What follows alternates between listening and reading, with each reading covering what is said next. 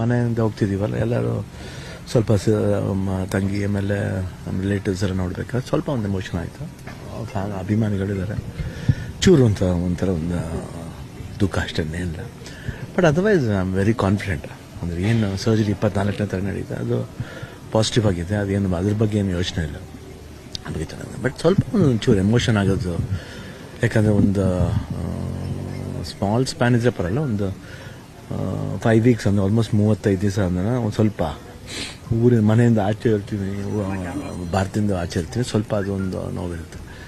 But ಎಲ್ಲರದ್ದು wishes ಇದೆ, not only ಎಲ್ಲ ಅಭಿಮಾನಿಗಳದ್ದು ಅಷ್ಟೇ, ಬೇರೆ ಎಲ್ಲ ಸ್ಟಾರ್ಸ್ ಅಭಿಮಾನಿಗಳದ್ದು ಆಶೀರ್ವಾದ ಇದೆ. ನನಗೆ ಅದು ಖುಷಿ ಆಗುತ್ತೆ, ಯಾಕಂದರೆ ಅಷ್ಟೊಂದು ಕನ್ಸರ್ನ್ ಆಗಿದ್ದಾರೆ. ಆಮೇಲೆ ಅಬವ್ ಆಲ್ ಎಲ್ಲ ಮೀಡಿಯಾನು ಅಷ್ಟೇ, ಎಲ್ಲ ಚಾನಲ್ಸ್ ಇರ್ಬೋದು, ಪ್ರಿಂಟ್ ಮೀಡಿಯಾ ಇರ್ಬೋದು, ಅವ್ರು ತೋರಿಸಿದ ಅಭಿಮಾನ ಇರ್ಬೋದು, ಇಷ್ಟವರೆಗೂ ಯಾರಿಗೂ ನನಗೆ ಹಿಂಗಾಗಿದೆ ಅಂತ ಗೊತ್ತಾದರೂ ಯಾರು ಅಷ್ಟು ಒಂದು